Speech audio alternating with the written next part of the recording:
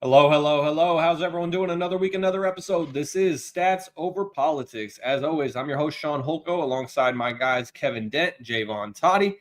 I can see that I'm frozen on my own screen, so I hope I'm not frozen on everyone else's screen. But it sounds like we are back another week, another episode. We were off last week as I was battling a cold, and I appreciate my guys for understanding that. And here we are, episode number 142 of Stats Over Politics. Kevin Dent, how are we doing today? I'm doing well, Shaun. I just wanted to text you that you are also frozen on my screen, so you might just want to jump in and jump back out. But I'm doing well, man. Can't complain. A lot of football news we're going to get into. It's been a while since we've been here. A lot of things have happened since we last were on. I am officially a national championship. Yes, that is right. I am a national champion. My wife took her Division III George Fox University team stunt.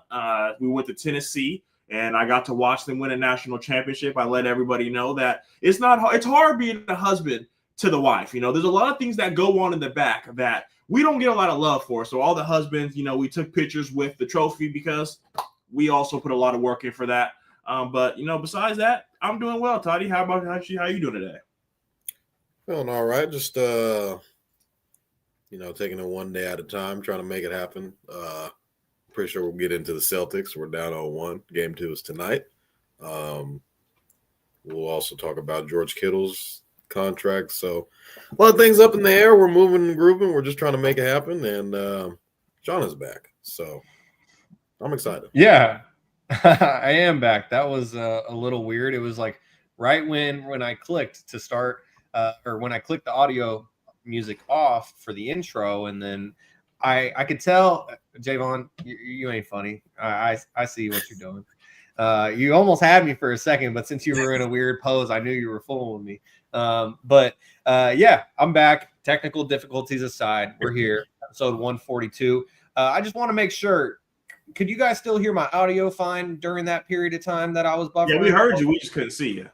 All right, sounds good. So apologies to the YouTube, Twitch, and Instagram audience for that. I'm back. We're all good. And we're going to roll through with episode number 142 of Stats Over Politics. But before we do, we just want to check in with some viewers on YouTube as Cousin James says, yo, my guys, Toddy, let me get some tacos. And so, Toddy, you might have to tell us the quick backstory on that. And then Alex Dent says some laughing emojis. We miss you, Alex, but we understand it's the middle of a workday. It's a Wednesday afternoon, and so we'll see you on the next episode. But Toddy, what's the quick backstory on these tacos? Because I might want some too. Sub made tacos last night. Had some for lunch today, so he must have seen my story. It was like, what's going on? I don't know, man. We've done podcasts at Toddy's house twice, and I've never got to see Chef Stove in person. So next time we do something, man, you have to throw down. Oh yeah. It's your due. Kev's due. He's due. But didn't we? I think for the first time we did it though, didn't we have some breakfast burritos? No, that was when the three Kevin didn't go to that game. Oh, you're right. Yeah, that was the Steelers. Wasn't that the Steelers Niners game too? Yeah, it was like the Steelers. Yeah, would beat the shows. Yeah, that was great. Took hella money from Gary with that Steelers Niners game. I took money from Gary and I hit a parlay that day. Great day. Great day. And burritos were immaculate. Shout out to Soph. And speaking of the Pittsburgh Steelers, a perfect transition as today we saw the rumors last night. Cousin Cordell was like, what am I seeing? Why am I seeing this?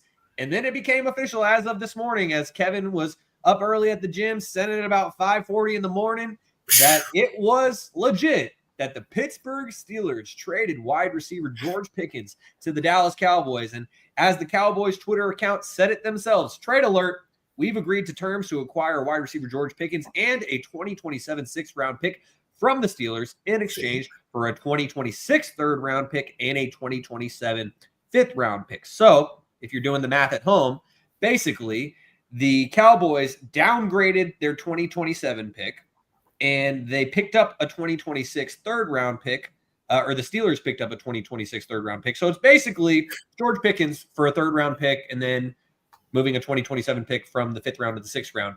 Anywho, Jaevon, what was your reaction to this timely news of George Pickens becoming a Cowboy?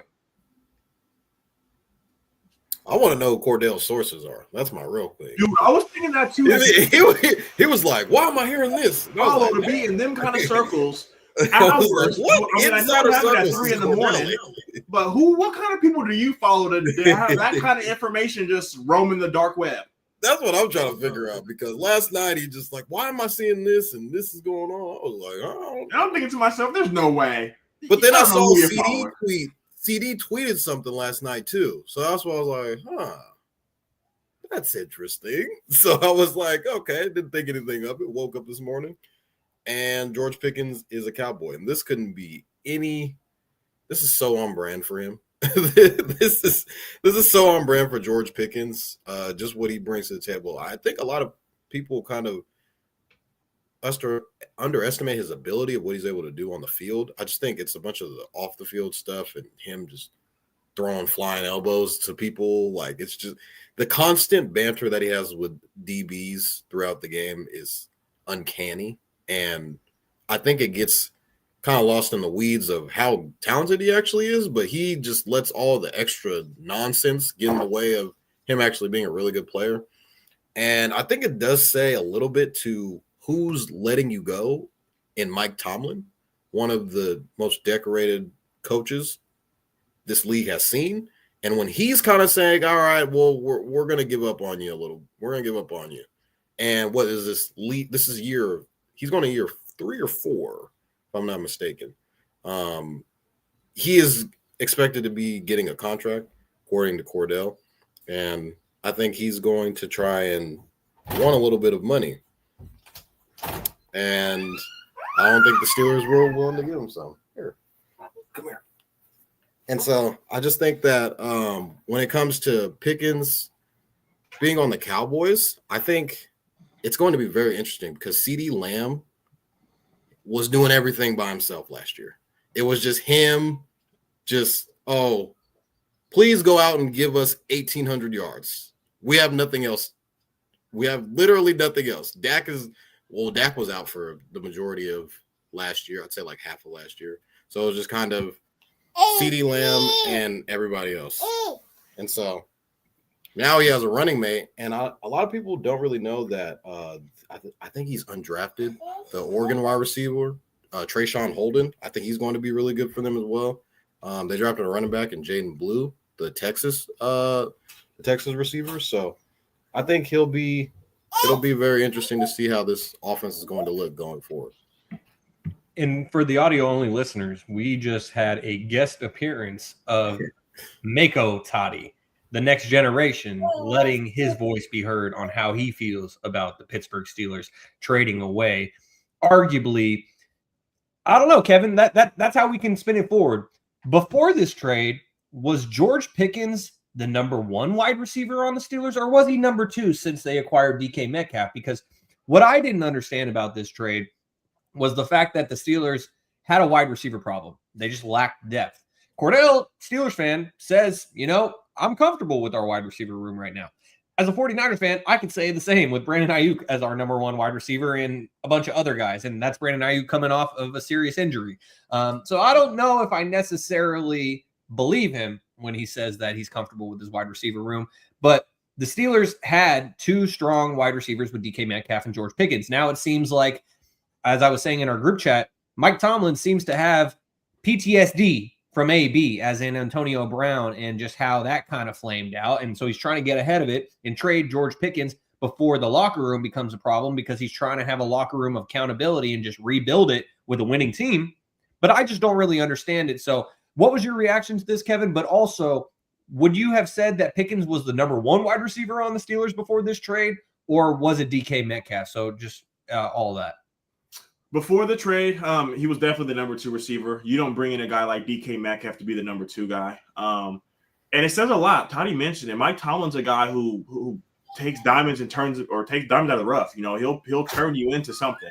And it just goes to show that, the Chris Claypools, the Antonio Browns, the Deontay Johnsons, and now the George Pickens, they've had their own head cases of wide receivers, and they were able to move off of these guys. And then we saw them kind of fall off. We saw AB go to the Raiders and have his fiasco, ended up on the Jets, had his fiasco, or the Bucs, had his fiasco. And then We saw Deontay Johnson leave the Steelers, and he's bound. He was on 4 teams last year. Chris Claypool came on, and he was supposed to be this next big thing. I don't think he's in the league anymore. So they had a lot of turnaround in that receiver room. But focusing on George Pickens, he has been a guy who has had 10 fines in his 3 seasons. So to have a guy like Mike Tomlin tell you that we've had enough, I feel awful for Brian Schottenheimer. I know I might have butchered that name, Schottenheimer. I don't know if I said it the right way, but for him to be a first-year coach and you have to deal with this, you hear all the stuff about dealing with Jerry and dealing with Dak and dealing with CD, dealing with Micah, and now you have to add George Pickens to the mix. And like I said, he's a guy who's had 10 suspensions in the first 3 years. He's had his injury problems, and a lot of people will say that he didn't have a quarterback, but you can't really say that because his past 2 quarterbacks in Justin Fields and Russell Wilson are starting quarterbacks in New York. CeeDee Lamb last season had 72 more catches than the number 2 receiver. So I get it. You know, it's nice to say that you get to add depth to that room. But when we saw CeeDee Lamb go down, you saw guys like Justin Tolbert come up and Ferguson come and show to play. So now you're adding another head to that room. And this head is a guy, if he's not getting catches, he's going to be known. We've seen CD and Dak have that back and forth, but they have the relationship. George Pickens is coming into a room where he's the new guy. So is he going to throw his helmet? Is he going to pound on the sideline? It's going to be a lot for a first-year coach. And Toddy mentioned it. He is a guy coming in who is on the end of his rookie deal, so he needs to get paid. And I don't know if you guys know this, but he has the same agent as Micah. And Jerry Jones came out this summer and said, I don't even know who that is. So you're now dealing with this guy twice. Micah Parsons in you pay me or I'm a walk kind of guy. And they're going to I mean, I don't know. We're up there with you guys when it comes to paying guys. We'll pay you before kickoff in the locker room before game 1. I don't know how that's going to play out. But like I said, they're under the same agency. We saw with this summer with Jamar Chase and T. Higgins, they got paid on the same day. Is that the same thing that's going to happen in Dallas? I don't know.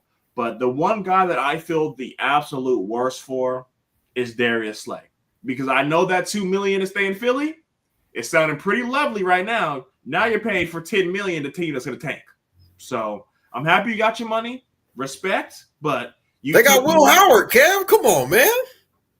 I mean, trust me, there's no one who has more respect for Will Howard. But this might be the first season where he has a losing record in Mike Tomlin. They just don't have enough. They're not putting out talent, especially in the division that they're in.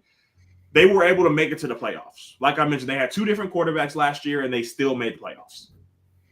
I don't know if that's the case. And I know all the Steelers fans are hoping and praying that Aaron Rodgers walks through that door. Is he still going to walk through that door without George Pickens? So there's a lot of things that have to go from this aspect, but from the Cowboys side, it doesn't put no fear in my heart.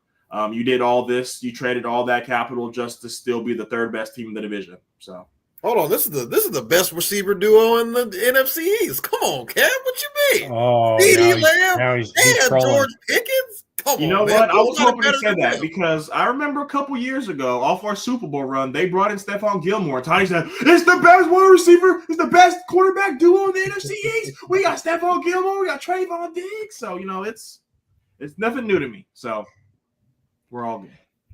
So Toddy, I mean, what?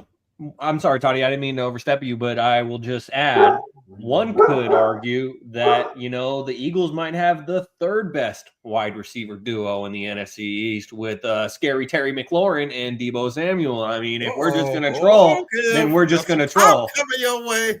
We're not worried about a running back. Oh, all right. Well, he's not worried about a running back. And I want to follow up on a couple things that Kevin said, because the emergence of Jalen Tolbert really was great for the Cowboys. And it'll be interesting to see how he adjusts to being a true wide receiver 3 or even a 4 on this Cowboys team, because we know who 1 and 2 are now. George Pickens will not accept anything less than being number 2 on the Cowboys. And that's with all due respect to CeeDee Lamb, who's arguably a top 5 wide receiver in the NFL. And when it comes to the Steelers letting go of guys, yeah, I mean, Chase Claypool, he was the dude on the Steelers. And then, yeah, exactly, Toddy. Now it's who? Where is he? Where did he go? We don't know, because he's been gone, because Mike Tomlin got the most out of him, and then there was nothing left. And so that's something that's really interesting about this move. And Kevin, I just have to mention too, I fully understand why you thought about Antonio Brown when it comes to the Jets, because that's the last time we saw Antonio Brown, as he was given the double peace sign as he was leaving MetLife Field. Was that not the Bucs, though? Oh yes, it was. He was on the Bucs, but they played at the Jets, and then he gave the double peace sign, and he was out of there. And he left. Yeah, and we haven't seen Antonio Brown since, except for on social media tweeting out cracker of the day stuff, but then also tweeting out his private messages with Tom Brady on Instagram. Or with what's his name? Pac-Man. He tweeted out Pac-Man. Yeah, exactly. And so it'll be interesting to see how this trade shakes out for the Steelers if they tank like Kevin thinks they will. And I'm assuming if they tank, that means Aaron Rodgers ends up retiring. Because to me, it seems like Aaron Rodgers is either going to be a Steeler or he's going to retire. Doesn't really seem like there's an in-between there. Some people say the Vikings. He'll follow the Brett Favre path. I don't know. It seems to me like he's going to be a Steeler. But the one thing I will add about Aaron Rodgers and the Steelers being without George Pickens now is we did see about a month ago, maybe about 2 months ago, Aaron Rodgers was working out in LA with a Steelers wide receiver, but it was DK Metcalf, not George Pickens. And so if that was flipped, then I think that it would be a really big deal. But Aaron Rodgers was already working out with his wide receiver one, as Kevin said, even before this trade. DK Metcalf was the wide receiver one on the Steelers. And so it'll be really interesting to see how this shakes out for both teams. Basically, as I said earlier, George Pickens gets traded for a third-round pick. Cordell was saying in the group chat, I will not be happy with a fourth-round pick. Not sure how he feels about a third. But before we move on, I will just introduce one of my favorite graphics of all time. And I think this is something we can all unanimously agree on. And that's the Dallas Cowboys cycle, where season starts, they win some games, fans get their hopes up, and they say, we them boys, this is our year. Then they choke in the playoffs, and as it's circled on the screen, we are here because that's what pops up every time the Cowboys do make the playoffs. And so I'm expecting another Cowboys choke job, regardless of how well this pans out. Cowboys win the division? Yeah, no. Yeah, you pull up them odds. Toddy's on one today. I just want to know I want to know what the odds are. What's the odds? They're probably Eagles probably the favorite. It's the Eagles, and then it's the Commanders, and then the Giants and Cowboys fight for the bottoms. Uh-oh. Well, Mr. Dent, little sprinkle on the boys. Mr. Dent, as in Kevin and Alex's dad, says Aaron is washed. I guess we'll find out if he ends up going to Pittsburgh or even Minnesota and decides not to retire. But before we move on to the NBA or even basketball in general here on episode 142 of Stats Over Politics, we have one other piece of news from the NFL that I believe came out at the beginning of last week. Plus 700. Sorry, Shaun. Don't mean to cut you. No, it's all good. Division. Eagles are minus 140. Commanders are plus 195. If you believe in Jackson Dart, Giants are plus 1900. Are you willing to sprinkle a little on that plus 700? We want to see, because Kev, we before the season starts, Kev liked to put out his future bets. He did receivers, he did quarterbacks. We're gonna do divisions this year, so we might just put a little something on it. We'll see. Little tiny sprinkle. Gotta wait till camp starts. Injuries come. Things happen during camp, so we'll see. Yes, exactly. We shall see. And the other piece of news that we have from the NFL in recent weeks is that the San Francisco 49ers and tight end George Kittle agreed to a contract extension, as Toddy shows off his 49ers Jerry Rice shirt. George Kittle is getting himself into that conversation of all-time 49ers greats, right along Jerry Rice with his longevity. I think so. And so as George Kittle told the Bussin' with the Boys podcast, which is hosted by two former NFL players, Taylor Lewan and Will Compton, they were the ones who broke this news, and that news came out on April 29th, so just over a week ago. But the news was of the extension, and the details are that six-time Pro Bowler George Kittle signed a 4-year, $76.4 million contract extension that includes $40 million guaranteed. So, Toddy, obviously, you and I are very happy about the 49ers re-signing a top 3 tight end in the NFL. But, Kevin, since you're the only unbiased one on this panel when it comes to this news, what was your reaction to the 49ers not playing games, not waiting till an hour before the first game of the season to give him the money he deserves? Just what was your reaction to this news, Kevin? We've seen this before.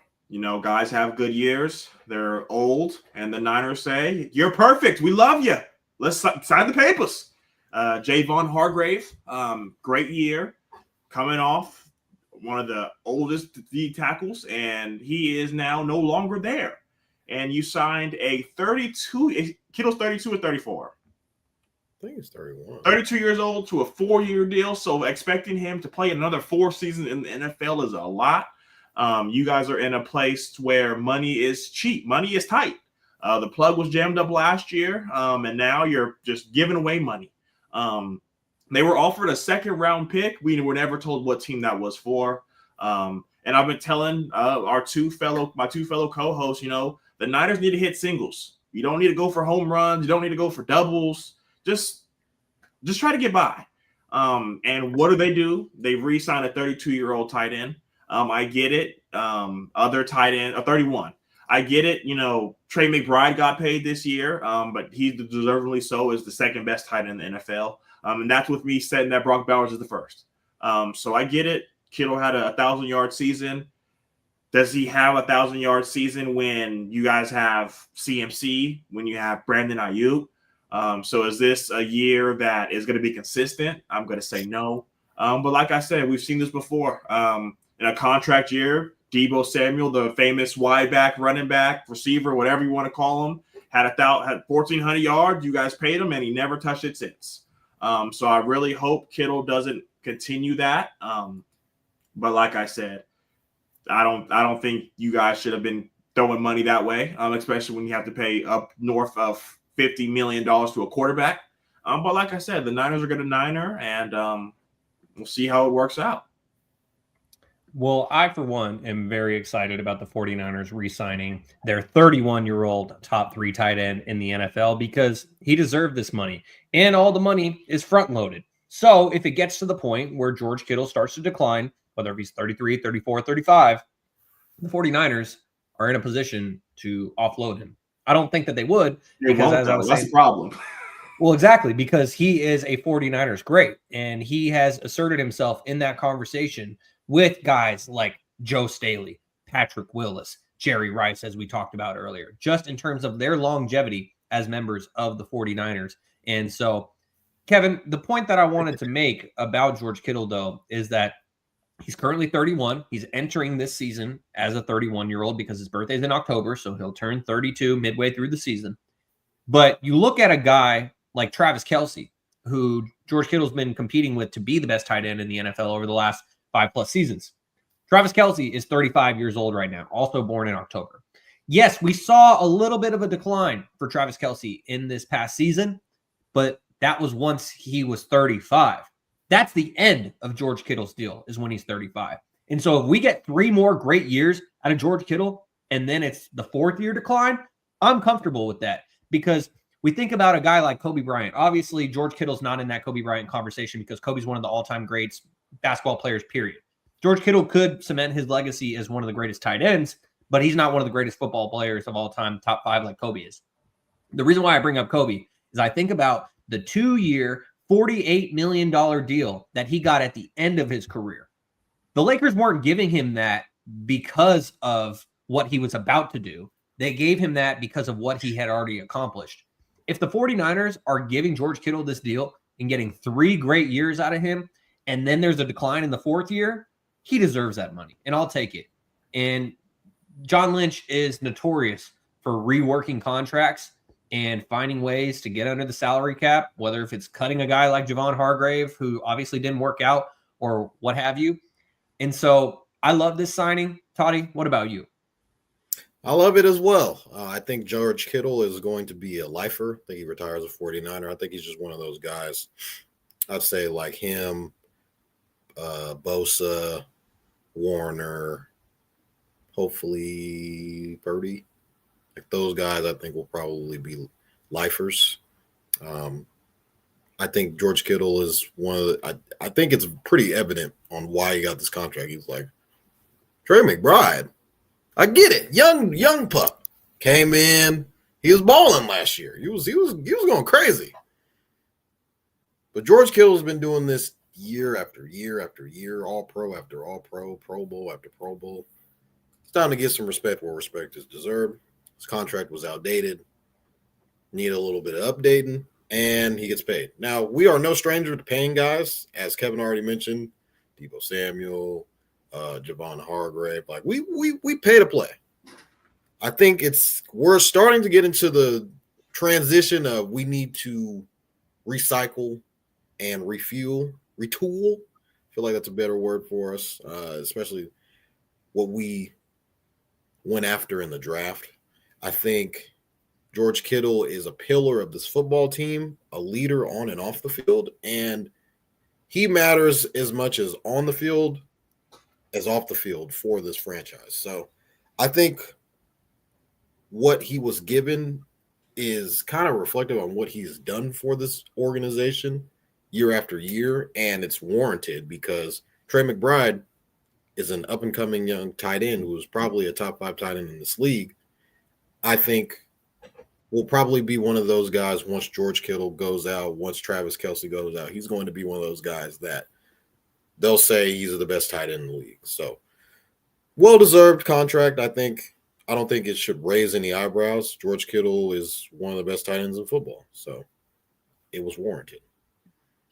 It was definitely warranted. And before we move on to some basketball, Dad Dent says bang, bang. And Kevin, I know you want to give some more thoughts, but before you do, Dad Dent also says, must be nice to preach from the mountaintop. We will be fine. And we being the 49ers. And one final comment from Mr. Dent, who says he's a culture setter for the Niners. Great for the new guys, as Toddy was saying as well. It's not. Yeah, if you guys got Goddard back, he's coming back.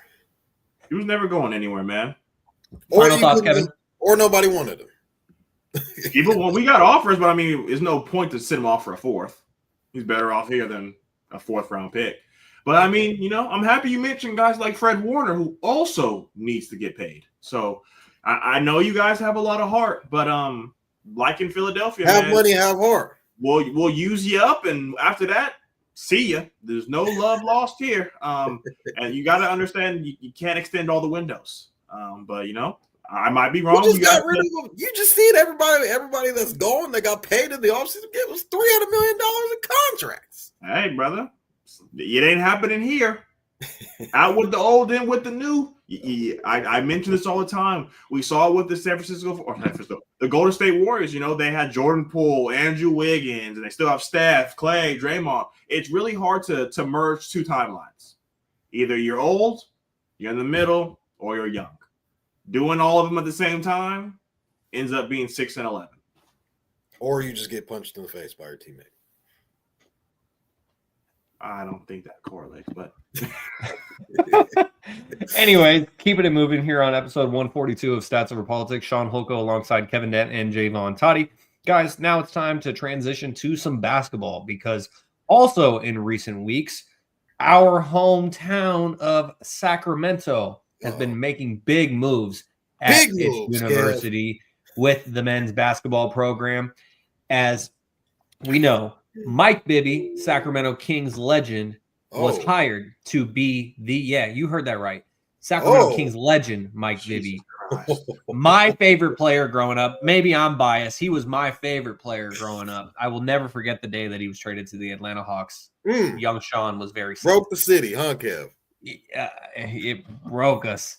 It broke me. May not have broken Kevin, but it broke me. Anyways, here we go. Let me eliminate some bias. Former Sacramento Kings player Mike Bibby was hired as the Sacramento State men's basketball head coach, and he has since been making moves, including getting NBA legend. I think I can say that without any question, Jaevon.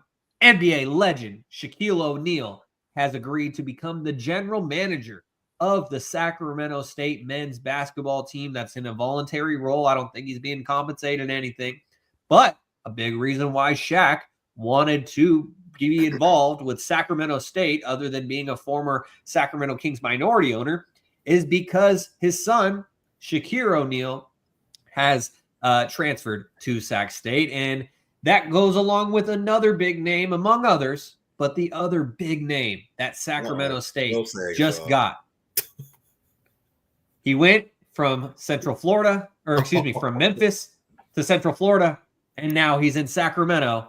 None other than Mikey Williams, who was arguably one of the best prospects coming out of high school. He's had a lot of off-the-court drama involved with the law, but hopefully he's past it as Jaevon shows off the dangler, as in what Mikey was involved with. Nevertheless, he is now a Hornet. And so, Jaevon, I'll toss it to you first on this one. Just what do you think about what they're doing at Sac State? Not only just with the men's basketball team, but also what Brandon Marion is doing with the football team. Sac State seems like it's going to become a Pac-12 or Mountain West Conference team sooner rather than later. And as an alum, I absolutely love it. Stingers up, Shaun. Come on, Kev. You got to get turned. You got to be pumped for this. Come on, man. I don't know what to think. It's a lot of noise and hoopla and big names, and this guy's coming, that guy's coming. How many games did Sac State win last year? Like 7. 7-25. 7-25. So are we rolling the ball out with Mikey and just saying, like, this is your team? Is that what this is? I don't know what that's gonna look like. I mean, he's had a lot of stops, had a lot of promise, obviously, coming out of, I wouldn't even say high school. I mean, just like middle school, he was like really big, and high school, he still had some buzz, and it was just a lot of just, I guess that $50 million that Adam Schefter was talking about is starting to just spin the bag. They getting 5-star recruits to come on visits, Kev, and they got Jaden Rashada coming. The quarterback that just transferred in, the first quarterback ever to go from FBS to FCS, which is pretty insane. I don't know. I'm here for the ride. I want to see what's going to look like. I feel like it's just a lot of buzz. It's buzzy. That's the word I'm gonna use. It's buzzy going on at Sac State. So I don't know how good they're gonna be. Or how many games are we? Can we double 7 wins? Can we get to 14? Definitely. Can we do that? I mean, I don't know what to think. It's a lot of noise. It's noisy and buzzy. That's what I'm going to use. It's a lot. They're in the blogs. They're on the Instagram pages, and everyone's tweeting out about them. So this came up a while ago. I already mentioned when Adam Schefter came out and said that Sac State has $50 million in NIL money. And then I forgot, somebody came out and just disputed it right away. It's like, that's bullshit. That's, I don't know where this money's coming from. But, I mean, even if they had $50 million in NIL money, I feel like they would be – they're spending it on, like, stadium, like the what's the word I'm looking for? The like the amenities, they're getting like a new gym, they're getting a new like arena. Yeah, so, they're converting what was known as the Well, as in the wellness center that had a bunch of like 8 different basketball courts with the track above it. They're converting that into their new arena. Yeah. And they're no longer going to be in the Nest, which is one of the smallest arenas in Division I basketball that only seats like 1,100 students. Or I can speak more on it. He's a student. He's been in it. He's been in the trenches. He was there. I was at Sac State from 2016 to 2020, and I broadcasted a lot of games in the Nest for KSSU, the student radio station of Sac State, and I also covered plenty of games as the student newspaper reporter at men's and women's basketball. And the Nest is not a D1 facility, straight up. And Luke Wood has come in as the new president that took over for Robert Nelson, who retired. And Luke Wood has been putting in work. He has been trying to elevate trying and succeeding because they just keep elevating. And it's a lot of big names right now, but I just love what he's been doing between football, basketball. That effect is going to have a ripple effect on the rest of the programs beyond men's basketball and football. And so I just love what Luke Wood and athletic director Mark Orr have been doing at Sacramento State. And it makes me very proud as an alum. I kind of wish that I was born like 8 years later. So then that way I could have covered this era. Don't date yourself. Don't date yourself. Because, I'm 26 going on 27 in a couple weeks. But, it would have been awesome to get to cover this era of Sac State sports. Like I was a senior when the football team made it to the FCS playoffs. Absolutely. What did you say? I said it'd be way more interesting to cover. Like it'd be for sure. Most definitely. Absolutely. Yeah, like now the surrounding exactly. And now like the surrounding media in Sacramento like really give a shit about Sac State sports. In the past, it was kind of like, oh, we'll cover them if there's nothing else going on. Now, like it's just moved to the top of the priority list. But I don't want to ramble too long about Sac State because obviously I feel very passionate about it. But Kevin, before I get your thoughts, we can clip this to either make me look stupid if it doesn't happen, or we can prop me up if it does happen. But I'm telling you guys right now, back in 2023, the Sac State women's basketball team won the Big Sky tournament and went to March Madness for the first time. They were led by Mark Campbell, who was a coach that they brought in. Mark Campbell was a coach that they brought in from the University of Oregon. He was an assistant, and he revitalized that women's basketball team, took them to the NCAA tournament. Mark Campbell then got a job at TCU. We saw what Mark Campbell just did at TCU. I'm not saying that Mike Bibby has the acumen of a Mark Campbell in terms of coaching experience, but given everything that they're putting together, Sacramento State is going to make the NCAA men's basketball tournament in 2026. You heard it. You know what that means? Like it's like next year. So not this year, next year. Hold on, Kev. That's not this year. That's next year. You're saying next year, right? Because the tournament, the 2025 tournament already happened. So the next in the first tournament. Yes, you heard it here first. They could literally go 0 however many games they play in conference play. They could go 0-14 in Big Sky play. But if they win the Big Sky tournament, then they're in. All it takes is getting hot late in the season. That's all I'm saying. Mikey is going to lead us to the tourney. Oh. Then he's going to go to the NBA as he should have a while ago. Kevin, what was your reaction to this news? I know I'm being a major homer right now, but just what did you think about your hometown? So realistically speaking, Shaun, what does Mike Bibby have to do in his first year to make this worth it? Because they're not making the tournament. So realistically speaking, win the Big Sky. If they win the Big Sky tournament, then they're into the tournament, the tournament. I would say like low bar goals, have a winning record, and try to have a winning record in Big Sky play. Obviously, the ceiling is getting to the tournament. I'm not telling you guys right now that they're going to win a game in the NCAA tournament, but they can get there, just like Montana. Has Sac State ever been to the tournament? No. The men's basketball team has not. The women did it for the first time in 2023 because of Mark Campbell. And so I'm telling you guys right now, they may not win a game in the NCAA tournament, but they're going to get there in 2026. But Kevin, just how did you feel about all this? Is this all just hoopla and noise?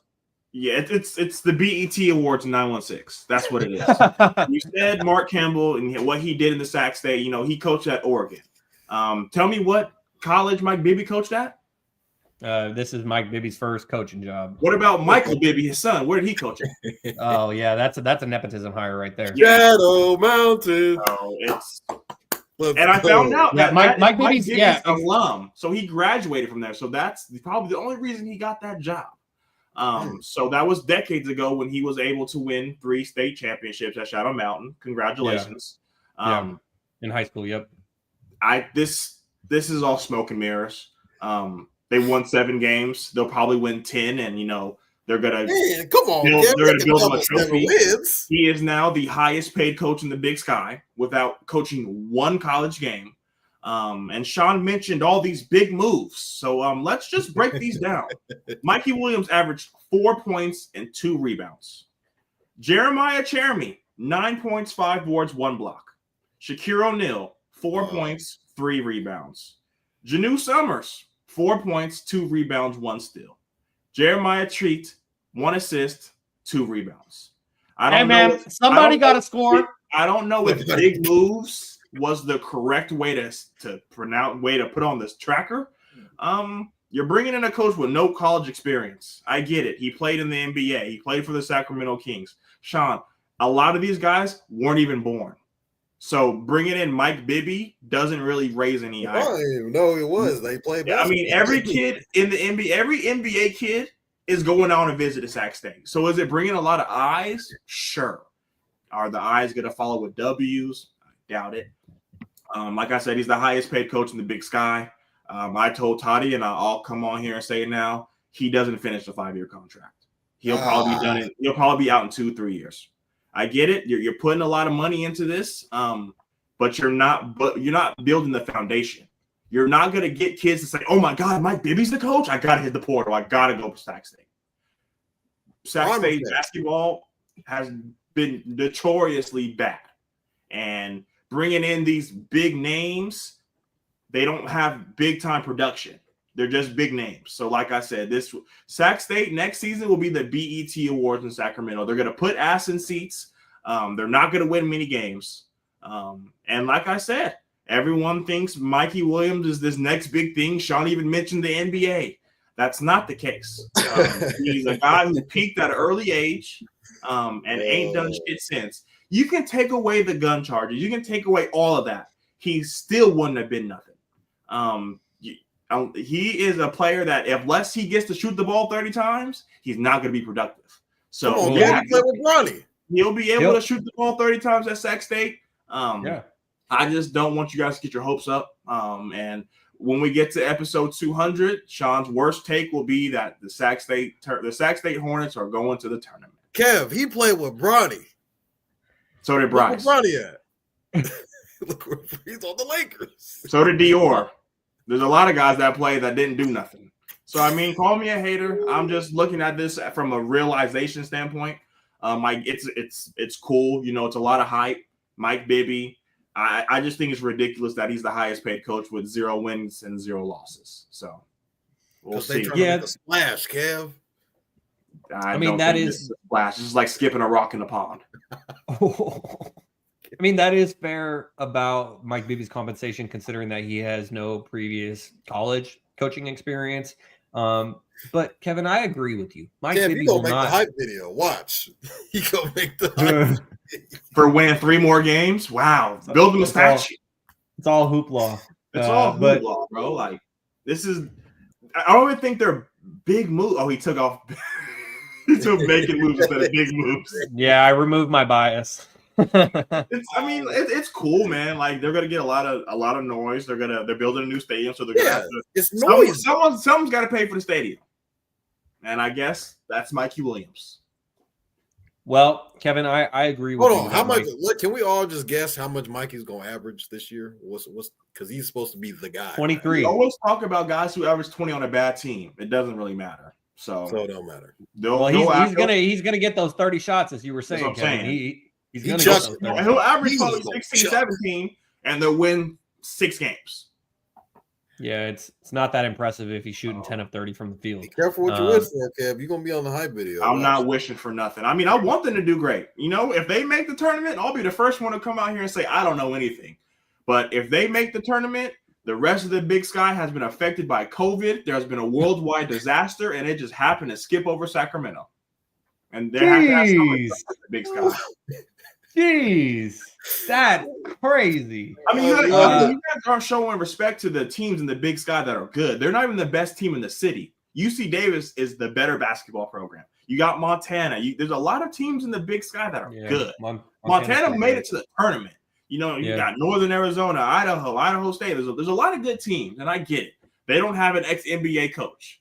But, Shaun, what did Mike Bibby do in the NBA? Oh, we're going down that road. We're going. I'll tell you what he did. He made it all rookie second team, and that's it. I get it. He won a national championship. He did his thing.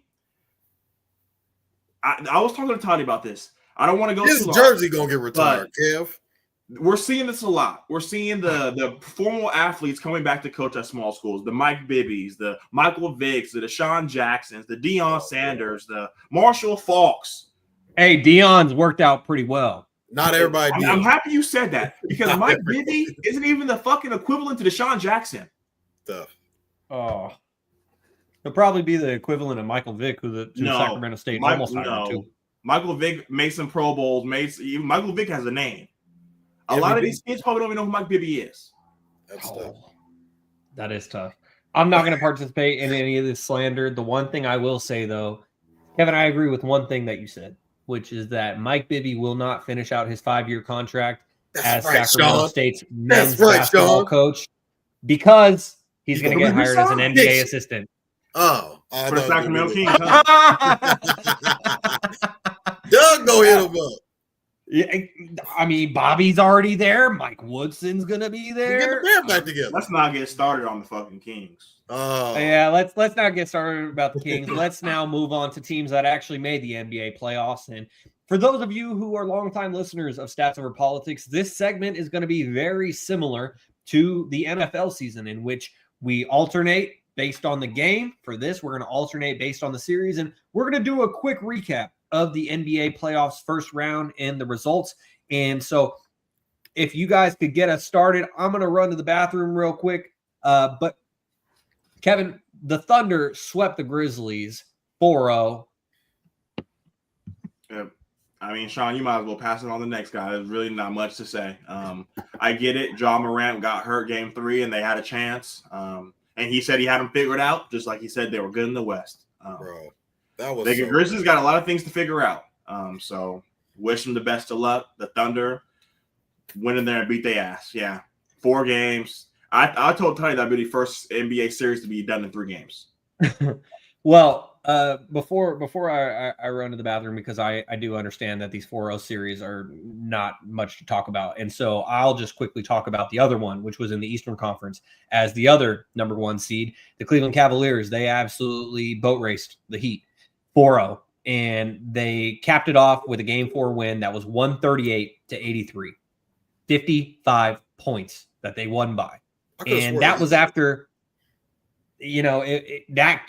for all intents and purposes, that series ended in 3 games because Tyler Hero was talking hella shit about Darius Garland, saying, oh, he doesn't play defense. And Darius Garland was like, we'll see about that in the next game. They proceeded to absolutely dog walk them. So the Cavs move on against the Heat with a 4-0 sweep.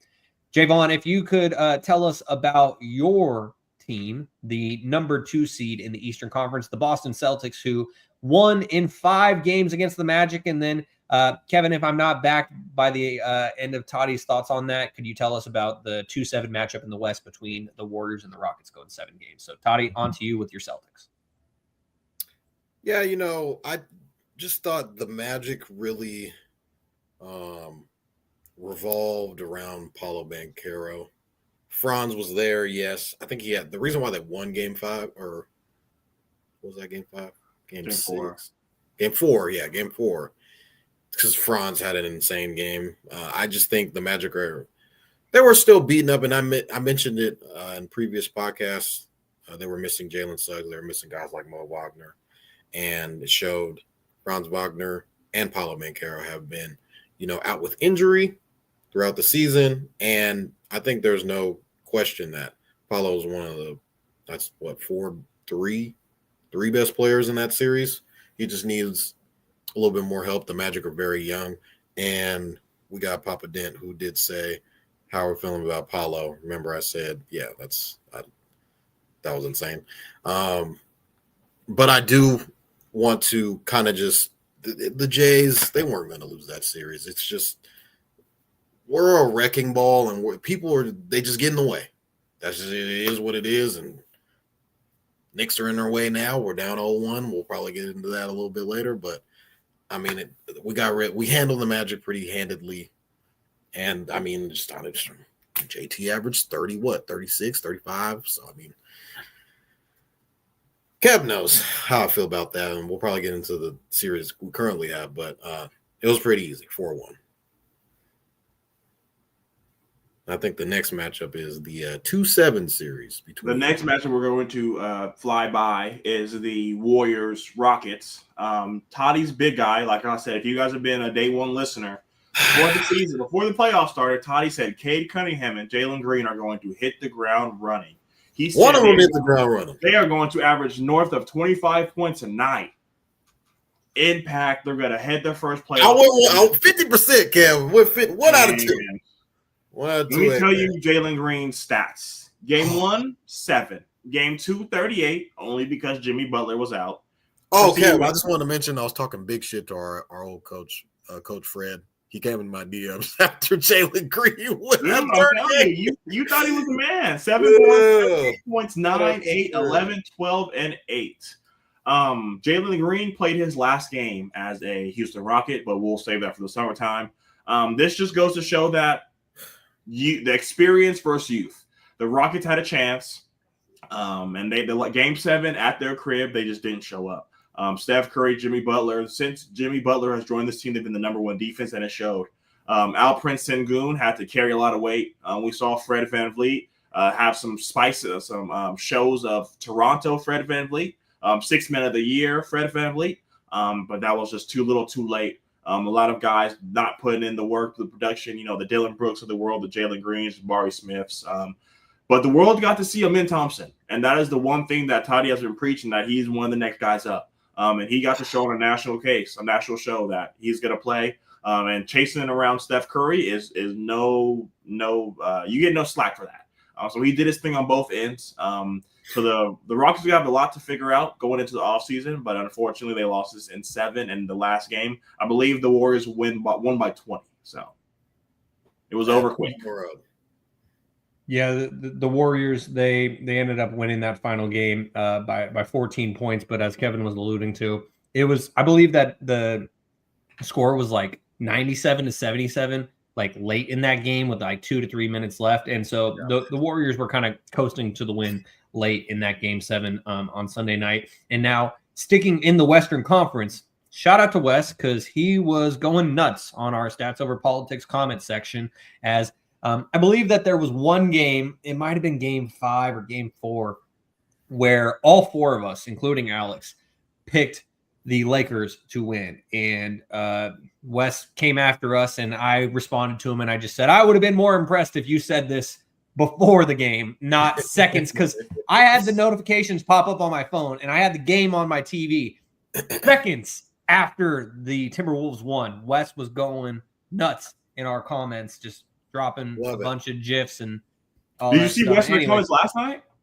No, I didn't. And suddenly we got to put him on a milk carton because he is missing. But the Timberwolves, they end up closing out the Lakers in 5 games. All that talk about Lakers in 5, it was Timberwolves in 5, as the Timberwolves won game 5, 103-96 back in LA. They close out the Lakers in 5. Anthony Edwards was having a good old time walking down the streets of LA. People were asking him what his favorite movie was. He was telling them, as he said to Taylor Rooks years ago, it's Matilda, because he is a fan of strong women.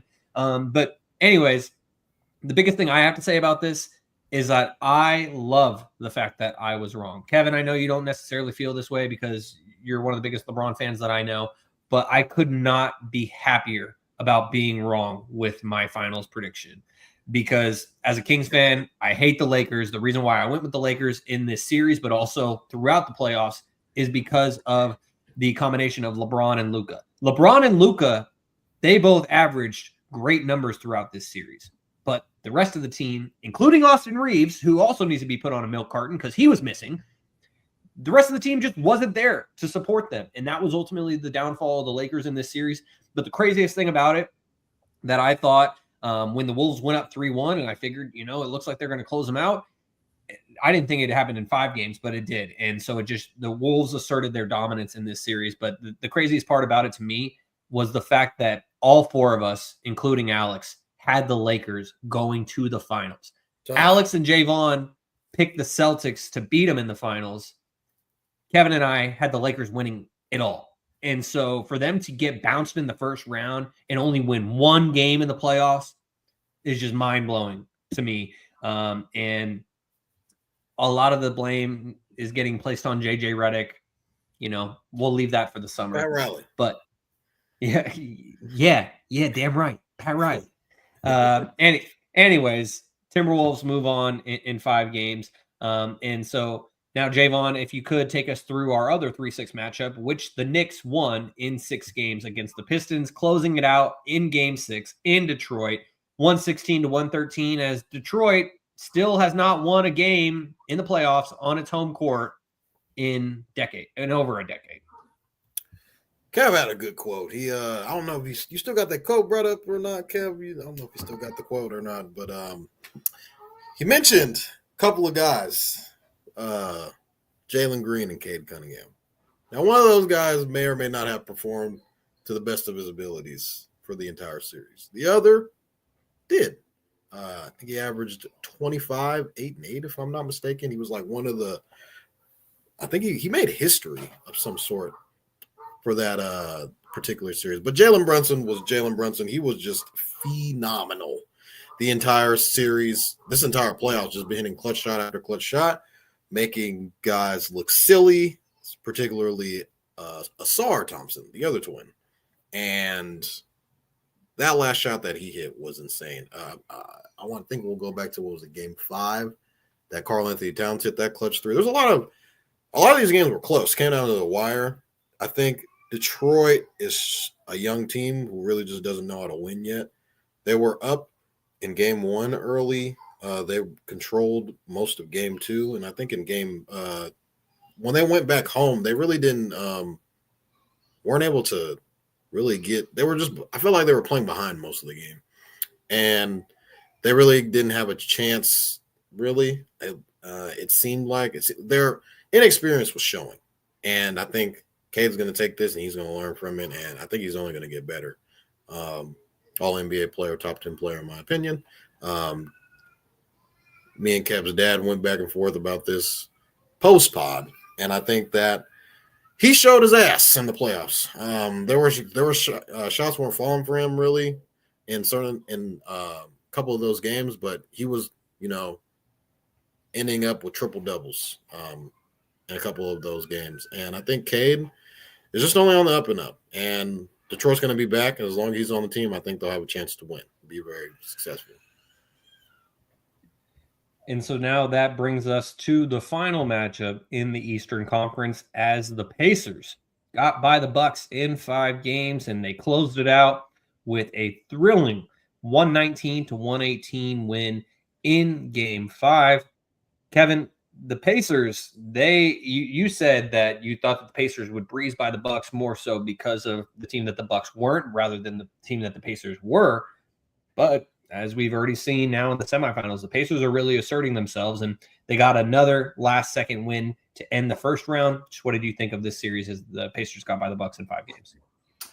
This will be Giannis Antetokounmpo's last game as a Milwaukee Buck. Unfortunately, we saw Damian Lillard go with an Achilles tear.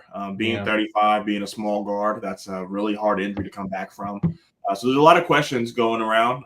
Tidy's guy, Kyle Kuzma, averaged a complete 9 points in the first round. So every time there was a free agent team that came up, Tidy said that they need to go get Kyle Kuzma. So the Bucks just have a lot of mishap going on. Unfortunately, this is going to just be pointing back at Doc Rivers, unfortunately. But the Pacers look really good. Tyrese Halliburton going downhill was able to facilitate really amazingly. So unfortunately, the Bucks gave them their best shot, and that best shot was Game 3, I believe. And then after that, they just went downhill quick. So it's going to be interesting to see what the Bucks do in this offseason.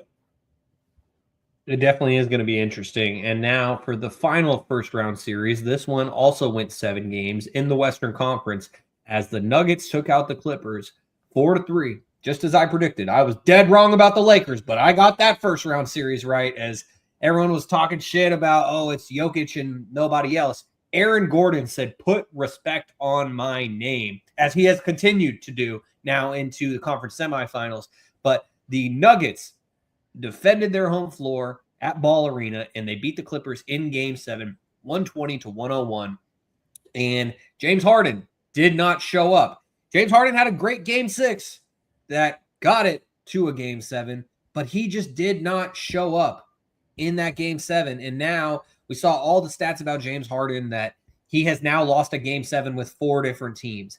And it's just really unfortunate because if the Clippers were in a position to win that series in game 6, then everyone would be talking about, oh, James Harden had a great closeout game, blah, blah, blah, blah, blah.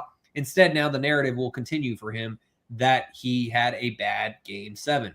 And so it's unfortunate for him. The Nuggets are moving on. They're proving that it wasn't just Michael Malone steering the ship. And the thing that I've loved the most about the Nuggets during this post-Malone era, people make all those jokes about the music artists, but the thing that I've loved to see the most from the Nuggets since then is that Nikola Jokic is being a leader. He's using his voice, and he is asserting himself in that huddle. And it's what you expect the best players in the NBA to do, and he's doing it for his team as now they have moved on to the conference semifinals. So, Kevin, let's get to those conference semifinals, and let's just start with the Nuggets because we were just talking about them, and the Nuggets currently lead the Oklahoma City Thunder 1-0 in their series, as we talked about earlier. And the Thunder are the top seed in the Western Conference. And the crazy thing about Golden State winning in Minnesota last night is that for the first time in NBA history, all 4 road teams won game 1 of the conference semifinals in the same season. And that would not have happened if Aaron Gordon didn't hit a tremendous game-winning 3. And the funny part about that game was that Chet Holmgren is at the line. He has a chance to put the Thunder up 2. He misses the free throw. Nuggets get the rebound. Ball gets passed off to Russell Westbrook. And you can see, as a clip surfaced on the internet, that the Nuggets analysts in the studio for their own home broadcast, when Russ had the ball back in OKC, he's dribbling up the court, seconds ticking down, and all the analysts are going, no, no, no, no, no. And then he passes it off to Aaron Gordon on the left wing. Gordon hits the 3, and the Nuggets end up stealing game 1 in OKC. It was something that I thought was pretty cool. And it's been a wild start to these conference semifinals, Kevin. Just what was your reaction to the game-winning 3, but also OKC after they looked so dominant against the Grizzlies, letting one slip against the Nuggets? I know for a fact that they were at home watching Game 7, hoping and praying that they got to play the Clippers. Shaun mentioned it. Aaron Gordon's resurgence. Jamal Murray's always known to be a playoff riser. And I was telling everybody, if the MVP was a full season award, there's a chance that Shea would lose it, because for the Joker to put up 42, 22, and 6, and then have the supporting cast, Jamal Murray out there 21, 6, and 6. You have Aaron Gordon 22 and 14, and then you have fucking Russell Westbrook. First game back in OKC as a playoff game, 18 points. For him to come in there and play that kind of a game and have that impact goes a long way. And, I sound like a broken record. We said this last year when the Thunder went out. These young guys just might not be enough to win. And against the Minnesota Grizzlies, or the Memphis Grizzlies, we talked about how much depth they have from the Isaiah Joes, the Cason Wallaces, the Lords. They had all this depth. That's all we talked about in that first round series, is how this depth came and they answered the bell. Well, in game 1, they did not. Jalen Williams, 16 points, 5 of 20 from the field, 2 of 9 from 3. And then Shaun mentioned Chet before the missed free throws, 12 points, 5 of 11, 0 for 3 from 3. I would have never thought in my day that I would come on a podcast saying that the Denver Nuggets bench showed up and helped their MVP more than the Thunder did. The Thunder's bench did not come to play. SGA put up a 33.9. He did what he was going to do. But the other guys did not show up, and that's the reason they lost to the Mavericks. They lost to the Mavericks. The other guys just didn't show up. The lights got too bright. Last year, the excuse was this was their first go-around. They'll do better next year. And in the first round series, it was a cakewalk. And now, when the lights get bright, Jalen Williams, Chet start shaking. So it's going to be interesting to see how it all plays out. But like I said, I know they were at home hoping that they got to play the Clippers. So they're another team that gave a 20-point lead. They got comfortable, and the Denver Nuggets have that championship mentality. And it's just like when we talked about in the recap with the Warriors versus the Rockets. It goes to show the youth versus the championship mentality. The Nuggets never thought for a second that they couldn't win that game. And one thing that I'm going to harp on, when you're up 3, don't fucking foul. Just play. Whoa. Just play. Just trust that you have defense, that you're going to stop them from making a shot. Because I don't know if you guys noticed this, but every time they would have Joker out, them fouling brought him back in the game. So you have the three-time MVP on the bench. If your philosophy is foul, I understand that. In this scenario, with the MVP on the bench who has 44 points and 22 rebounds, leave his ass on the bench. Trust in your defense. This is the reason you brought in Alex Caruso. This is the reason why Lou Dort and Jalen Williams get talked about as they're going to make an all-defensive team. You have the guys to defend. Put them out there and let them defend. Because if you're not going to let them defend and you're just going to foul and bring these guys in, we saw the worst of it yesterday. So when you have the Joker on the bench, fouling does nothing to help benefit, and we saw. And I know everyone wants to blame Chet for the missed free throw, but like I said, if you don't foul, because you know what? They make it, they miss, you live with it. Putting them on the free throw line and putting the Joker back in the game, bit him in the ass. So the Thunder have a lot of work to do, but it comes down to the other guys. If the other guys aren't going to perform, this is going to be a long series. Jaevon, just what's your thoughts on the Thunder and Nuggets series after one game and your reaction to game one? Jokic had 44 and 22. what are we talking about, man? Shea had a pretty good game. I think he had 31 and 8 or something like that. Shea hooped for OKC. He did what he needed to do. The guys like Aaron Gordon, Russell Westbrook, a lot of people who call him a coach killer. People have been calling him that, but Russ been hooping this whole playoffs. Call me crazy. I think Russ is one of the best players on the Denver Nuggets. He almost had a shot. Like, he had a chance to, win the game last night. And he also had another chance to throw the game on that final play when he could have easily just drove to the basket. But he kicked out to Aaron Gordon. Aaron Gordon hit another game-winning bucket. He's second that he's at for this playoff run. How are they going to stop Jokic is my question. Chet Holmgren got to start seeing a little bit more. Second playoff run, you're number 2 overall pick? I need more. You can't be fumbling the bag when you get to the free throw line and miss not one, but 2 free throws. If you just would have made one, that would have been all right. The game would have been it's the foul up 3 situation. I feel like it works to a certain degree when there's a certain amount of time on the clock. If there was 13 seconds left, you don't foul right away, and hypothetically you're extending the game, basically, and you're banking on your young players to make free throws. Now, free throw merchant might be good in this situation. Now, start getting to other guys like Chet Holmgren, they start to think about it a little bit, and it starts to get into their head. We're the number 1 seed. This is our second playoff run. This is our first home playoff. This is our first playoff game of the semifinals. It's starting to get a little deeper. We didn't get farther than this round last year, and albeit I know he didn't play. What was that? Was that last year? No, he did play last year. I think that was the year before he was hurt. But I think what OKC needs to kind of harp on is just getting their young guys involved early. SGA is going to be SGA. He's going to get 30 pretty much whenever he wants. I think it's just those guys getting involved early and not feel like when they have a huge lead to kind of hang on the lead. I feel like they just let off the gas and they tried to keep the lead rather than just playing basketball.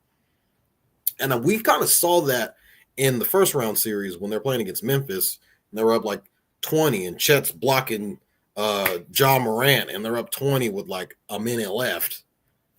I didn't really get that same energy that they were in the first round when they were going against Memphis. So we'll see tonight.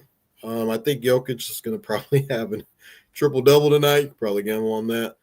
I think it's going to really evolve. In the playoffs, eyeballs start to get a little bit bigger on these other players that aren't named SGA on the team. It's hey, well, what's that guy doing? Hey, what's this guy? We'll probably get into nothing. Well, yeah, we'll get into it probably next. But Donovan Mitchell did everything possible that he could do in his power last night, and they still lost. So SGA needs some help. And guys like Jalen Williams and Chet Holmgren, I'm being very specific on those guys, got to step up. Real quickly, obviously, we didn't get a chance to do our semifinals predictions before these series started. And so now there's the hindsight of what happened after game one or even two games, as Toddy was alluding to in that Cavs-Pacers series. I'm just going to start things off by saying for this series, I'm going to go with the Thunder in 6 games. And the main reason why, and I would have said that even before the game one win for the Nuggets, I feel like Denver would steal one game in OKC as they already have and then get one on their home floor. I'm going to go with Thunder in 6 for this series. Kevin, how about you? Thunder in 5. I don't think the Nuggets win another game. I think they're gonna fix the problems. But that's with me hoping and anticipating that Chet and Jada come to play.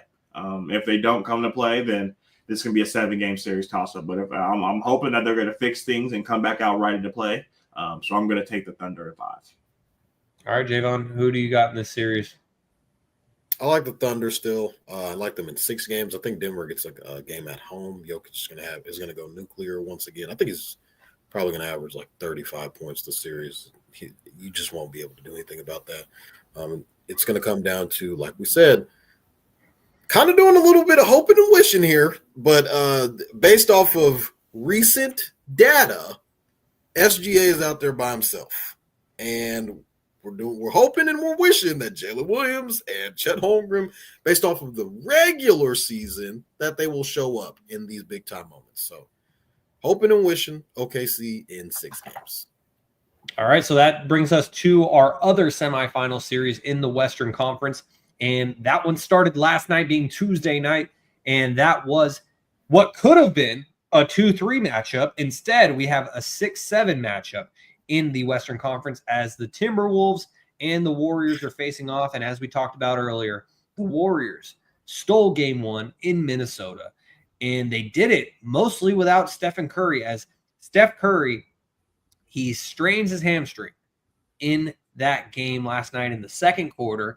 And it was crazy because the Warriors led by double digits at halftime. I think it was by 16, like 51-35, something like that. And then they lead by double digits for basically the rest of the game. The Timberwolves cut it down to 9 and 7 at one point. But that was the closest they got with about 4 minutes left. And then the Warriors go on to win that game. And so, Jaevon, what was your reaction to game 1 of this series? And how do you feel about it overall? Kind of shocked. I would say, well, Steph Curry had 13 points in 13 minutes before he went out with that hamstring injury. The Timberwolves shot really poorly. This is the second game in a row that they've done that, dating back to game 5 against the Lakers. They didn't shoot that great in that closeout game, but they were still able to get out the victory. So Steph Curry now being out, I feel like is going to change their offense a little bit. I did see what Draymond Green said. I think post-game he was saying, when he was talking about Jimmy Butler, like Jimmy Butler carried that Miami Heat franchise to the finals twice, kind of by himself. So I think I would like to think that Steve Kerr is going to play through Jimmy Butler in these next couple of games because according to the reports, Shams Charania said that Steph's going to be out at least a week. That's could be like, how many games can happen in a week? That's like 2-3 games. So yeah, how comfortable does Golden State feel being up 1-0? What are they going to look like going forward? Are they going to kind of just mail in game 2 and just get to game 3 and hope for a Jimmy Butler explosion game, or are they going to keep their foot on the gas? I would like to think that they would do that based off of the guys they have on their roster, guys like Jimmy Butler, Draymond Green. They're not going to lay down for anybody. But Anthony Edwards is one of those guys who is the legend killer kind of these playoffs. Going back to last year's playoffs, he's taking all these guys out one by one. Took out KD last year, took out LeBron this year. I mean, he took out Jokic a couple of years ago, or what was that, last year, I think? So Anthony Edwards is no slouch when it comes to the playoffs, and I don't think this playoff or this shooting drought is going to last very long, and I think they bounce back in game 2. shouldn't have lost this game. This was a game that, steps out. They should have been smelling blood in the water. But obviously the shooting woes continue, and they go and they drop. And, I mean, guys like Draymond was hitting threes. Podziemski was hitting threes. We saw Jonathan Kuminga was stepping up. Buddy Hield has been having a hell of a playoffs just in general. So, I mean, Alfred and I guess is Jimmy Butler Batman? Who would Batman be? Batman would be Steph, and Jimmy Butler's Robin, and Alfred is Buddy Hield. I don't know. The dynamic that they have is pretty funny. But the Warriors are going to be – they've been scrappy all playoffs, and we'll see what they look like with this new-look Warriors team moving forward, going into Game 2. Kevin, what was your reaction to Game 1 between the Warriors and the Timberwolves and just the series overall? You know, being one of the only two members of the Statue of Politics to choose the Golden State Warriors, a lot of people asked me why I did that. I got a lot of comments. Our boy Wesley just laughed. That was all he and ha-has. I let him know, and I wanted to let the world know. The mirage of the other guys on this team being really good only happens in LA because the Los Angeles Lakers don't have any defenders. They don't have any defenders. These guys were shooting wide open jump shots. So I just want to compare some numbers from Game 1 to Game 1. So Game 1 versus the Lakers, Naz Reid hit 6 threes. Julius Randle hit 4 threes. Anthony Edwards hit 4 threes. Jaden McDaniels hit 3 threes. And Mike Conley hit 2 threes. Game 1 versus the Golden State Warriors, the number 1 defense in the NBA. Julius, 0. Anthony Edwards, 1. Jaden, 0. Mike Daniels, 0. DiVincenzo, 1 for 7. And Naz Reid, 3 for 7. Is this the real Memphis? Not the Memphis Grizzlies. Is this the real Minnesota Timberwolves? It's really easy to say that, did they think they were going to win a championship after beating the Lakers? Was that just it? Is this just one game and one series and we're champions? Because that's what they came out there and played like. Everyone has been saying that Anthony Edwards is the next Michael Jordan. He's the next this. He's the next this. Like I said, 1 of 5 from 3, 9 of 22 from the field. If you were to tell me Steph Curry is only going to play 13 minutes, I'm going to say the Warriors lose the game by 30 points plus. Draymond Green, playing out of his ass. I don't know if you guys mentioned this, but he hit four threes in the first half, and then he proceeded to shoot 6 more and missed the next 6. But Buddy Hield came in and had to step up, having 2 points at the first quarter or the first half, and then finished it with 24. He hit 5 threes. Jimmy Butler Jimmy had a bad night. And for him to have a bad night and they win in this fashion goes to show that this defense is no joke. 20 points, 7 of 20 shooting. Steph Curry, I meant to mention this when we recapped the first round series. In Game 7 versus the Rockets, he ran 2.5 miles, which is the most in his career. So his age is starting to show. To have a 2-day turnaround and to be 13 minutes into the game and his hamstring gets tight, for a guy who likes Stephen Curry, who likes to run around and, like I said, run up north to 1.5 miles, 2 miles a game, he's already been ruled out for Game 2. He's out for about a week. So Game 3 is up in the air. But at this point, the Warriors have won Game 1, so they can just kick their feet up. And the goal was always to win one, and they got that. Now, if they come in here and they win another one without Stephen Curry, they're going to have the Timberwolves are going to have a lot of problems and a lot of answers to say. Chris Finch came out there and called out Anthony Edwards, and his response was, well, I played good defense. The ball just wasn't going in. You can't be the next Michael Jordan saying that. But like I said, it's easy to say that they just had an off shooting night, but I think this is what the Minnesota Timberwolves actually are versus what we saw in the 5-game series with the Lakers, because the Lakers don't have a point to defend a guy to stop the ball. They don't have any wing defenders. You're not getting the same kind of Lakers defense when you play the Warriors. The Lakers don't have a Jimmy Butler. They don't have a Podziemski, I think his name is.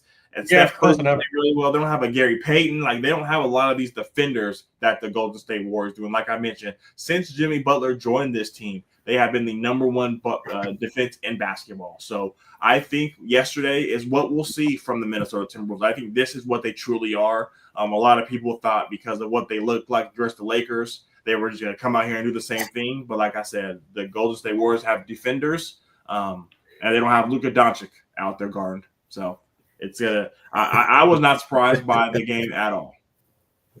So before this series started, I probably would have picked the Timberwolves in 7, But given the injury to Steph Curry and the fact that this is his first strained muscle of his career, and so as Toddy was alluding to earlier with Sham's report, is he's probably out at least a week. Like, that's a minimum. And I know it's the playoffs, so they're going to do everything in their power to get him back.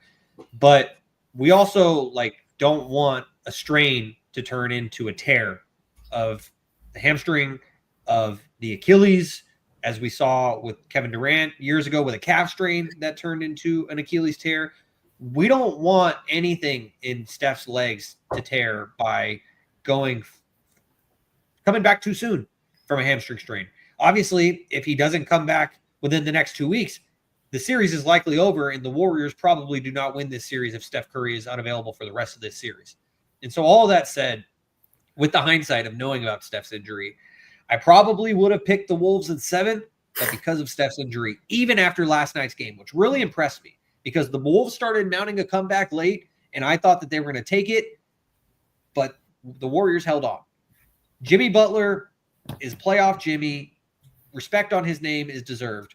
But all that said, given Steph's injury and the unclear timeline of when he's going to return, I'm taking the Timberwolves in 6. And so that's knowing the Warriors already took 1 game. I think the Warriors maybe win 1 more game on their home floor, a Buddy Hield game, as I'm wearing my NBA Jam shirt. I never would have thought with this shirt that, and for the audio-only listeners, it's a De'Aaron Fox Buddy Hield NBA Jam shirt that I got 7 years ago. Haters will say it's Photoshop. Yeah, and I never would have thought wearing this shirt in 2025 that we were talking about playoff success, and the one who is having the playoff success is Buddy Hield, not De'Aaron Fox. That's crazy for me to say or even think about. Anyways, I'm not trying to ramble, as I already am. Give me the Wolves in 6. Jaevon, how about you? I think this is probably another 7-game series. Warriors are trying to string this out as long as possible because they need their guy back.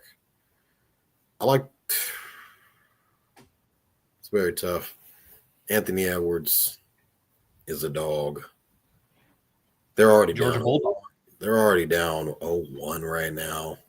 Without Steph, Jimmy Butler's still there. Buddy Hield's been hooping. And like Kevin said, these are not the Los Angeles Lakers. Luka Doncic is not out there playing defense. That was funny. That was a good one because the Wolves are notoriously known for having a good defense, and it didn't work for them last night. So that scares me, and they didn't have Steph Curry. So give me the Warriors. I'll take the Warriors in 7 games. Ooh, all right, Kevin, how about you? Ant-Man, Spider-Man, Batman. Give me the Warriors in 7. There it is. Wow. All right. I know you guys both said 7, so it's like you're giving the Wolves 3 games. But for Steph's injury to have just happened, it's not like he got injured in the Rocket series and they're hoping for him to come back during this series. It just happened, and he's old. I don't know if he believes they have another chance. Yeah, very, very true, Kevin. The other side of the coin is they saw KD go out. So, yeah. Steph is a lifer there. So he has nothing to prove. I know we all say that all the time, but I think he's got to give it a go game 3. And if he's out there as a decoy, can go a long way. Mm-hmm. But there's no way he sits this out. He played with 1 hamstring before he didn't play at all. Yeah, that's a great point about him being a decoy because teams that have been scouting against him have tended to put 2 defenders on him. I mean, I think that might be the case when he comes back.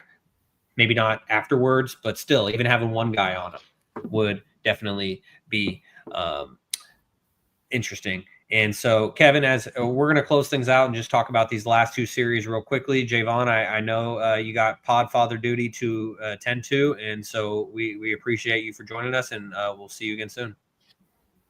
All right, you guys.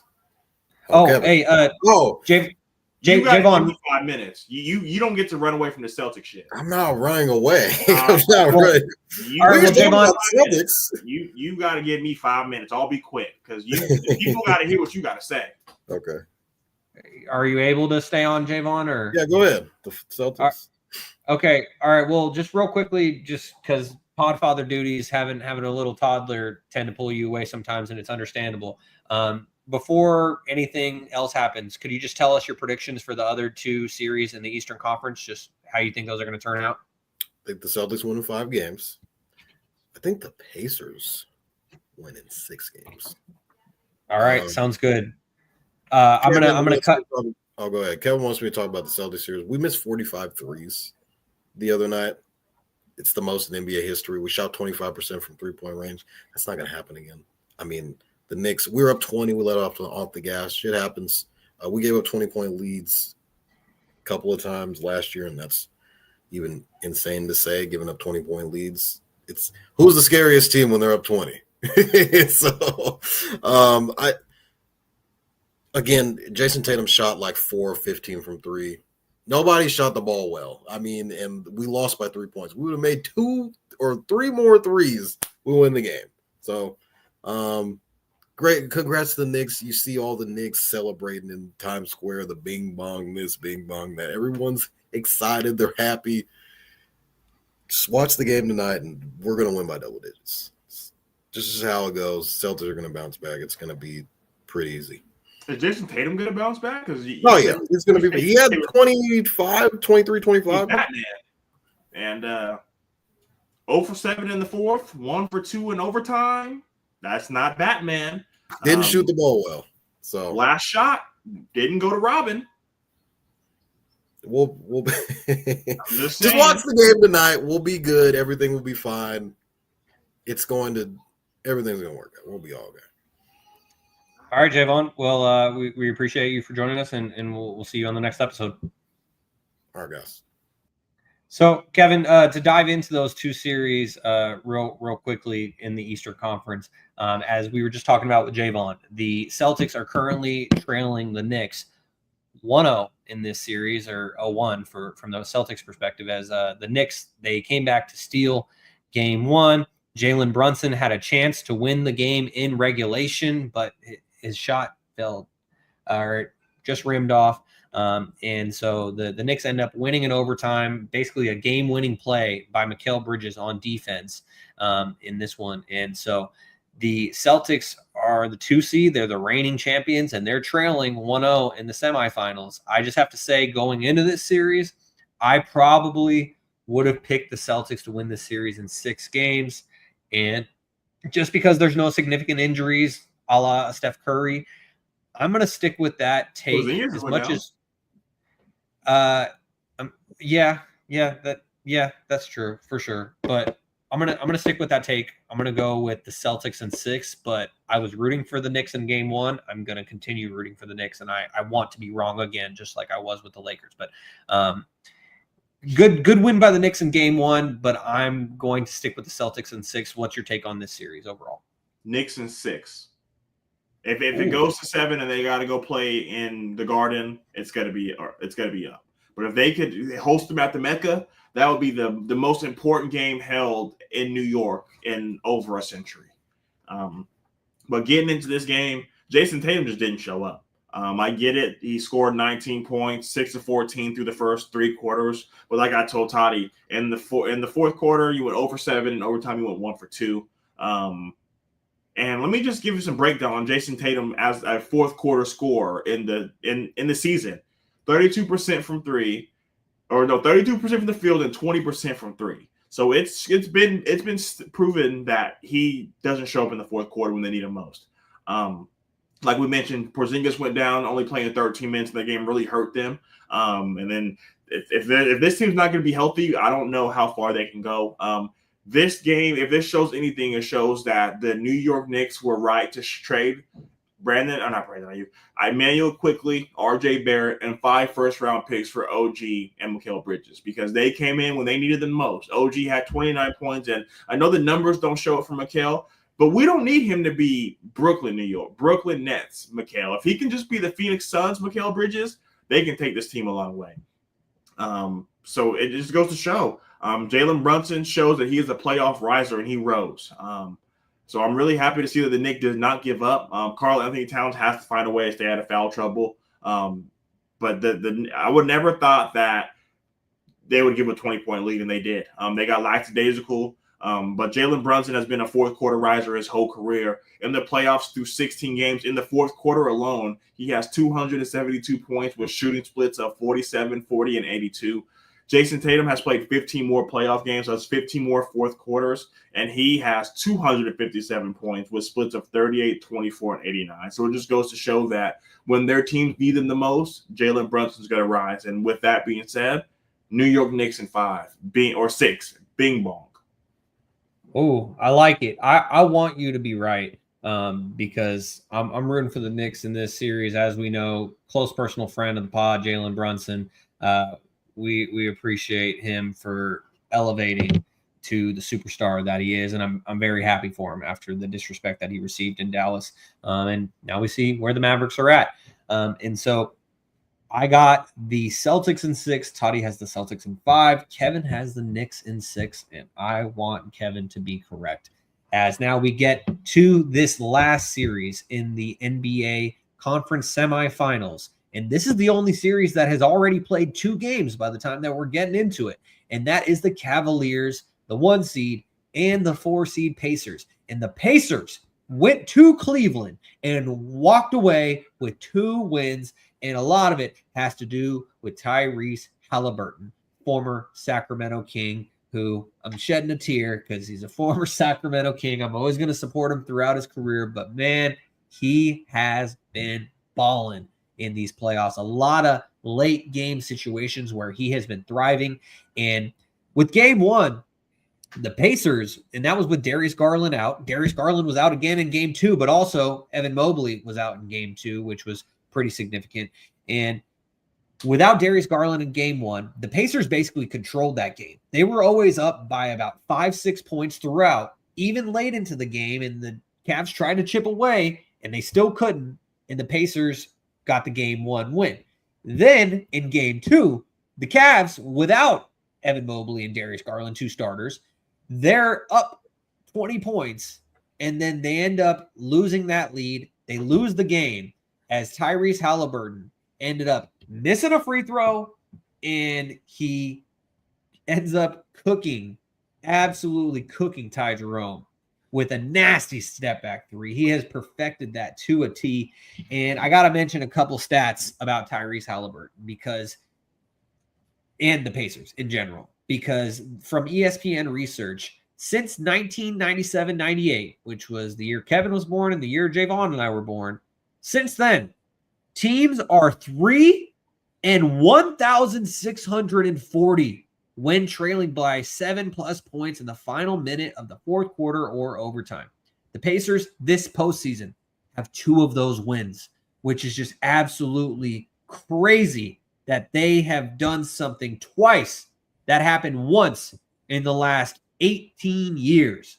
And so that's a crazy stat, but also in regard to Tyrese Halliburton, he is 10 of 11 on shots to tie or take the lead in the last 2 minutes this year.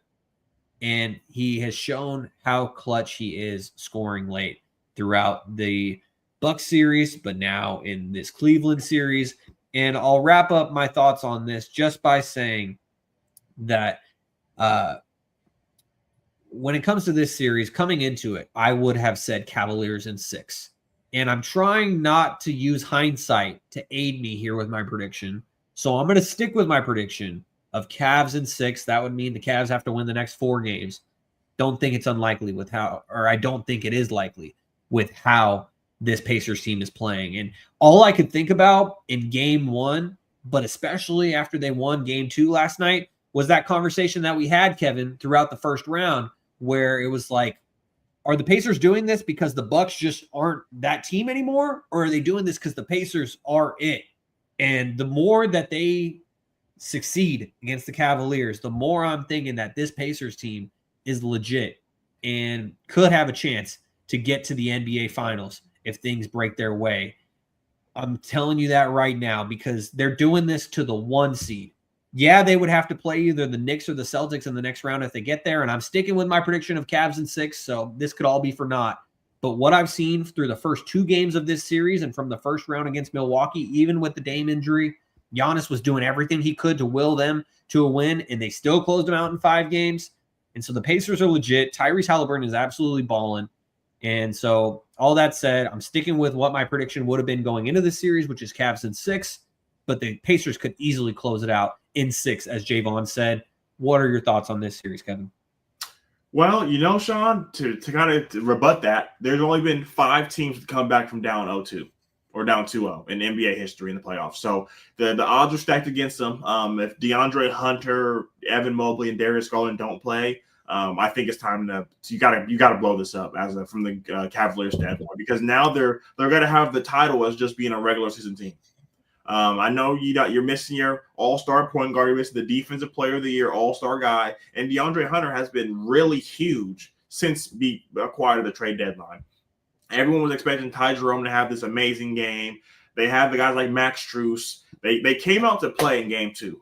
We don't really have to discuss game 1. It was the Pacers got away early and they never really let up, like you mentioned. But game 2, the Pacers came in there comfortably saying, we just needed 1. We wanted to steal home court.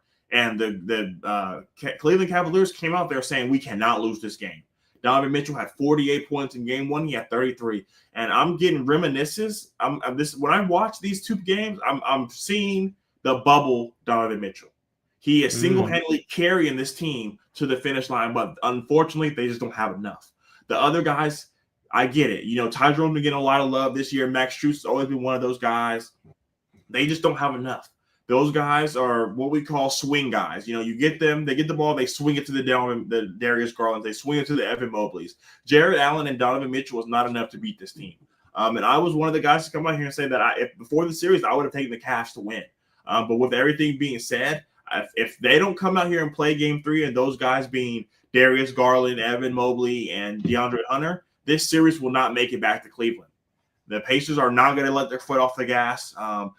For them to have the anticipation of the Celtics-Knicks series going long, for them to be able to get this game over with and out in 4 games can go a long way.